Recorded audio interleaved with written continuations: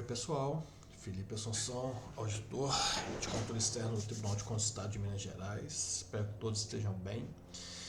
Hoje, pessoal, eu tinha prometido que eu ia gravar a resolução de algumas questões de concurso aí da Banca CESP para esse tema de risco de auditoria. Então esse vídeo aqui hoje é para a gente passar por algumas questõezinhas que eu selecionei. Vamos começar colocando aqui na tela, né? Vamos lá. Eu fiz aqui é o Tec Concurso, pessoal, plataforma, para quem não conhece. Eu fiz um filtro lá entre os tópicos de auditoria governamental e auditoria privada, né, por conta da financeira, muito parecida com a gente.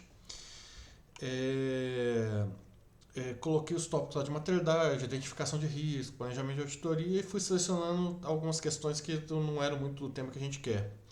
Eu vi que cai muita questão também de conceito de risco em controle interno, a parte de controle interno, que não necessariamente. É porque gestão de risco é um conceito muito amplo, né, pessoal? Não necessariamente a gente utiliza dele na auditoria, mas não é só a auditoria que utiliza dele. Então eu dei essa filtrada lá, ficaram umas 17 questõezinhas que eu vou resolver elas rapidinho aqui com vocês, tá bom? Então vamos lá, pessoal, começando aqui. Essa aqui não é necessariamente risco, mas eu achei ela interessante na hora que eu li, foi lá do Tribunal de Contas do Estado do Paraná, excelente concurso. Um abraço para o amigo Leandro Menezes, lá do Tribunal de Contas do Paraná, grande amigo lá da parte da auditoria financeira, acompanha a gente há muito tempo aí. Um abraço para o Leandro. Então vamos lá. Durante uma auditoria realizada pelo Tribunal de Contas em um programa de alimentação escolar, o auditor decidiu assumir um risco de auditoria de 5%. Esse aqui é o nosso padrão, gente. Eu falei na prática, nosso risco de auditoria é sempre 5%. Em uma auditoria anterior realizada em um programa de saúde na mesma cidade, o risco de auditoria assumido havia sido de 1%. Aí eu tiro o chapéu, viu? Consegui fazer, é só na questão, é só no livro mesmo que a gente consegue esse risco de auditoria aqui. Questionado sobre essa disparidade, o auditor justificou que em determinadas situações pode ser aceitável assumir o risco maior devido à natureza e ao contexto específico do projeto. Não, ainda foi questionado ainda por usar 5%. Gente, isso aqui é um padrão. Viagem da maionese aqui da questão. Considerando as normas de auditoria relativa ao risco, ao assumir um risco de auditoria de 5%, o auditor trabalha com um índice de 95% para o nível de asseguração. Primeira coisa, tá, gente? Questão mal elaborada pra caramba. Pode excluir a parte de cima dela inteira aqui. Eu não sei o que deu na cabeça desse professor da banca aqui. Mas o que ele tá querendo dizer? Ele tá querendo que você marque aqui que nós estamos falando de uma asseguração razoável, porque o nível de confiança dela é 95%. Mas, gente, é intuitivo. Não tem como errar. Quer ver? Vamos lá resolver a questão. Asseguração razoável. Eu acertei. Porque não tinha outra palavra para colocar aqui. Quem estudar um mínimo de normas sabe que a asseguração razoável, a gente mexe normalmente com 95% de confiança ou 5% de risco de auditoria, igual eu comentei com vocês. Mas assim, questãozinha mal feita, viu? Para falar a verdade. É CESP sendo CESP, né? Aqui você pode jogar fora o texto inteiro e ler a partir daqui para resolver a questão. Mas assim, é porque não tem outra. Ele poderia colocar um limitado aqui para tentar confundir, mas a gente nem mensura o risco da limitada, apesar da literatura falar que é 50% de risco, ou seja, 50% de confiança. Não existe mensuração na revisão limitada, na asseguração limitada. Então, tem que ser asseguração razoável mesmo. Não tinha outra resposta para isso aqui, não. Mas questãozinha, assim, sacana, viu? Para falar a verdade. Vamos para a próxima aqui. Risco inerente. Risco inerente. Aí já estamos na equação, tá, gente? Risco inerente é aquele que permanece mesmo após a implementação de controles internos para mitigação dos riscos identificados. Vamos lá, gente. Vamos lembrar da nossa equação. Não é nem da equação inteira. Porque a gente tem que tentar descobrir o que o professor está falando aqui também, né? Vamos lá, lembra do meu RDR? Vou usar de auditoria financeira. Ele é igual RI vezes o RC, né? O que ele está me falando aqui? Risco inerente é aquele que permanece após a implementação de controles internos. Na verdade, eu tenho risco inerente e a partir dele a entidade aplica os controles internos. Quando eu combino esses dois, ou seja, o que sobra do risco inerente quando eu passo a peneira de controle neles? O risco de distorção relevante. Então, do jeito que está escrito aqui, isso aqui está errado. Não é o risco inerente que permanece após a implementação de controle. É o risco de distorção relevante. Por isso que ele é chamado também de risco residual, lembra? Então, questãozinha aqui, vai me desculpar, mas ela está errada. E acertamos. Beleza. Próxima. Risco de detecção é o risco de que, nos procedimentos de auditoria, não se identifiquem distorções relevantes às demonstrações contábeis. Tá certinho, gente. O que é o risco de detecção? É o risco daquela semântica negativa, né? É o de eu não identificar os problemas, ou seja, distorções, desvios, não conformidades, a partir dos testes que eu estou fazendo. Então, eu fiz o procedimento e não peguei o problema. Isso é o risco de detecção. Tá certo isso aqui. Acertamos de novo. Se eu errar, vai ser ao vivo, hein, gente? Aí eu vou passar vergonha. Então, eu só selecionei as questões, mas não... Uai, por que voltou aqui? Eu só selecionei as questões, mas não fui respondendo elas, não. Que é isso aqui?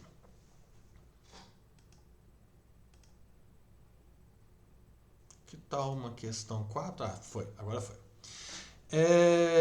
Em circunstâncias de auditoria nas quais os procedimentos substantivos isoladamente não sejam suficientes para responder a um risco identificado, o auditor deverá efetuar teste de controle. Gente, o que eu tinha falado com vocês aí? Vamos voltar aqui de novo. Ó. Meu risco de auditoria é uma função do RI vezes RC vezes RD, certo? O que acontece? Fui lá e identifiquei o RI. Tem um problemão na minha mão aqui em alguma questão do meu objeto de auditoria. Aí, decidi no primeiro momento não avaliar controle. E fui lá desenhar meu teste substantivo de auditoria para tentar resolver.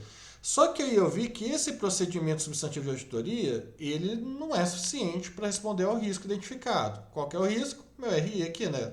É o R, na verdade, eu estou respondendo o RDR, né? Que é a combinação do RI com o RC. Eu estou respondendo o RDR. Aí eu estou vendo que só que pelo RD, que são os procedimentos substantivos, eu não consigo fazer essa resolução, né? Deixa eu pegar. Eu não consigo. Isoladamente eles não são suficientes. O que eu posso fazer? Voltar aqui e ver se eu não consigo fazer teste de controle. Então, nisso aqui, a questão, até onde eu estou vendo, está certo. Faz sentido o que ele está falando aqui. Se o teste substantivo não consegue resolver sozinho, eu deveria avaliar, fazer uma combinação de teste de controle mais procedimentos substantivos, né? Só lembrando, gente, na abordagem de respostas de auditoria, né, teste de auditoria, ou eu faço só procedimento substantivo, ou é teste de controle mais procedimento substantivo. Não existe resposta de auditoria que é só teste de controle, tá? Só para deixar esse parênteses aberto. Então, assim, é lógico que a gente avalia o RC antes de cair para o RD, né? Mas aqui já me deu o caminho ao contrário. Tá falando, ó, isso aqui sozinho não vai dar conta. Então, volta aqui e tenta avaliar o RC para menos. Fazer teste de controle. E se não der, Felipe, se não der, eu estou impedido de conseguir evidência suficiente apropriada de auditoria para responder esse risco. Porque nenhuma combinação de testes consegue me ajudar a responder isso. Isso vai virar uma limitação no meu trabalho, que provavelmente vai ser refletida lá no relatório de auditoria como uma ressalva, ou em casos extremos, abstenção de opinião. É isso que a gente faz. Então, no caso aqui, deixa eu só voltar para a questão. Em circunstâncias que a auditoria, nas quais procedimentos substantivos isoladamente não são suficientes, o auditor deverá efetuar teste de controle. Isso aqui está certo. Beleza, acertamos mais uma, graças a Deus. Vamos lá, próximo. Eu já vi o que eu estou fazendo de errado aqui. Peraí. A gente não fez as 5, né? Vamos lá, as 5 aqui. Constituem exemplos de fontes de risco e vulnerabilidades organizacionais os sistemas de informação obsoletos, sem controle de acesso e desprovidos de integração com outros sistemas, e os processos organizacionais mal concebidos. Gente, imagina você que é auditor, você tem que chegar lá e avaliar de novo. Essa equação eu vou deixá-la escrita para sempre aqui, não vou nem apagar ela mais não. RA igual RI vezes RC vezes RD, né? Imagina você, auditor, tem que chegar a fazer o trabalho e você começa avaliando o seu objeto de auditoria para determinar aqui o RC, correto? Para avaliar o RC. Depois os controles estão implementados para depois desenhar seu teste de auditoria. A equação do risco de auditoria é basicamente isso. Aí você chega lá e percebe que os sistemas da entidade são obsoletos, sistema ruim. não tem integração de sistema, não conversa entre tudo. A gente audita normalmente aqui é um caso de auditoria financeira, é o audito da contabilidade. A contabilidade é um sistema de informações. E na hora que eu chego lá, as tecnologias informacionais, né, os sistemas aqui informacionais são muito ruins. Isso não me dá uma ideia que o meu risco de ter distorções relevantes no meu objeto aumenta? Aumenta, não é? Então isso me indica uma fonte de risco e vulnerabilidade organizacional? Aumenta. Porque quanto mais obsoleto e mais ruim esses sistemas, piores são meus controles em cima da informação, consequentemente, né? Vamos lembrar aqui que, que o RI vezes o RC, ele é igual ao RDR, né? Então, se meu risco de controle está piorando, meu RDR vai aumentar. Lembrem disso. Então, aqui eu só li verdade. Isso aqui são fontes de risco, sim. Resolver, parabéns, certa questão. Bora para a próxima. 7 a gente já resolveu. Só de curiosidade, né? A 7 era de que órgão? Da Polícia Civil do DF. Essa última aqui era... analista judiciário, TSE. O TCE do Acre. Eu nem estou vendo os órgãos que eu estou respondendo as questões, mas vocês estão vendo que é só concurso grande, né? Que a gente está respondendo questões aqui até então. Analista administrativa, contabilidade, mas de onde aqui? Essa aqui eu não entendi não. Sebrae, 24 analistas. TCE do Acre também. Vocês vê, Paraná, TCE do Acre, ou seja, a CESP gosta do risquinho, né? Vai cair pelo menos uma questão em Minas aí no TCE, vocês podem ter certeza. Então vamos lá. Questão 7. Ao planejar procedimentos adicionais de auditoria, gente, procedimentos adicionais de auditoria, isso aqui é um nome bonito que as normas de auditoria financeira, ou seja, as ISAs, as ISAIs, dão para teste de auditoria. Procedimento adicional de auditoria, o que é isso aqui? Vamos lá. Procedimento adicional de auditoria é um teste de controle e 2 procedimentos substantivos, da substância do objeto, né? Um é o teste do meio que forma o objeto, o outro é o teste da substância do objeto em si. E esses procedimentos substantivos, eles ainda se dividem em procedimento analítico substantivo e teste de detalhe. Que eu não vou entrar aqui na definição. Só para a gente saber, procedimento adicional de auditoria são testes de auditoria. O auditor se obriga a obter evidência de auditoria mais persuasiva quanto maior for a avaliação de risco. Aqui, do risco em geral. Gente, quanto maior, por exemplo, o risco de distorção relevante, maior o nível de confiança que eu vou precisar para os testes. Quanto maior o nível de confiança, maior a necessidade de eu pegar mais volume de evidência e que essa evidência seja mais persuasiva, concorda comigo? A gente tem duas características da evidência de auditoria, que é a adequação e a suficiência, qualidade e quantidade. Quanto maior o risco, eu tenho que aumentar um desses dois, a quantidade ou a qualidade da evidência ali. Porque eu preciso de mais confiança nos testes. Então, ao planejar procedimentos adicionais de testes de auditoria, o auditor se obriga a obter evidência de auditoria mais persuasiva quanto maior for a avaliação de risco? Sim, tá certíssimo. Certíssimo isso aqui. Vamos pular para a próxima. Deixa eu ver, passar aqui. Deixa eu só apagar essa parte aqui. A equação de risco eu vou continuar deixando.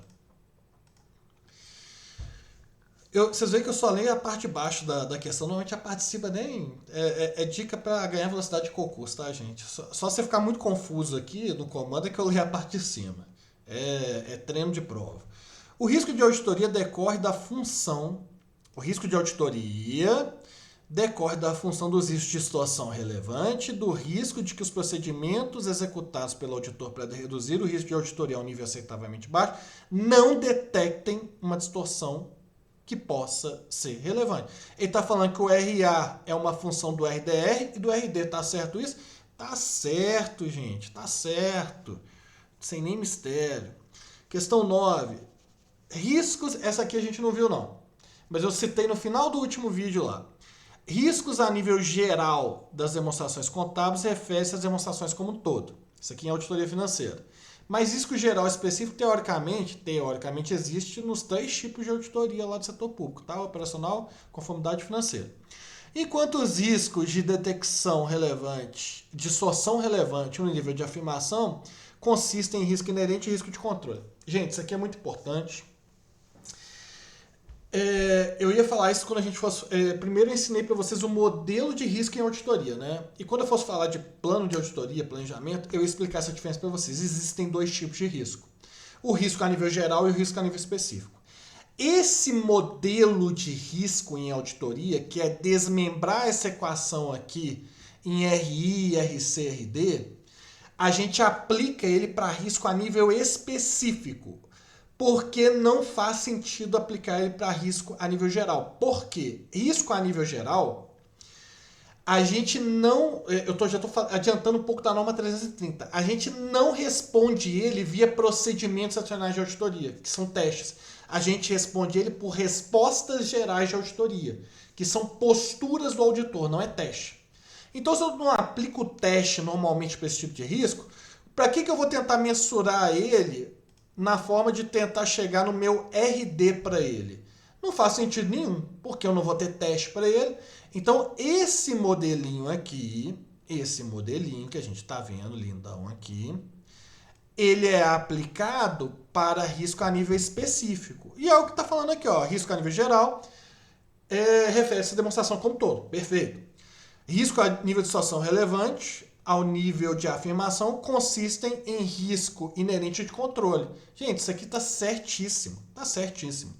Porque o risco de distorção relevante, esse cara aqui, ao nível da afirmação, ele é desmembrado em risco inerente de controle. Isso aqui está certo. Fechou? Próxima questão. Questão número 10. No trabalho de asseguração razoável, o auditor independente deve abster-se de reduzir o risco do trabalho, devendo aceitá-lo como inerente. Gente, tudo que a gente faz... Aí brincou comigo, né, banca? Poxa, tudo que eu faço na auditoria é gerenciar risco de emitir uma opinião errada, de situação relevante. Aí você fala que eu devo me abster de reduzir esse risco, eu que gerencio ele. Tá errado isso aqui, poxa. Próximo. No gerenciamento de riscos, deve-se identificar os riscos relevantes aos objetivos das demonstrações contábeis, estimar sua significância e decidir sobre as ações em resposta a esses riscos, independente de avaliar a probabilidade de ocorrência. Como é que eu vou avaliar o risco se eu não avaliar a probabilidade de ocorrência, gente? Isso aqui está errado, pelo amor de Deus. Bora. Aqui, adoro essas compostas, né? Vamos lá. Risco de auditoria é a possibilidade que o auditor expresse uma opinião inadequada quando as ações contábeis contiverem distorção, mesmo que de baixa relevância. Não, o auditor está preocupado com distorção relevante. A 1 está errado aqui, para começar.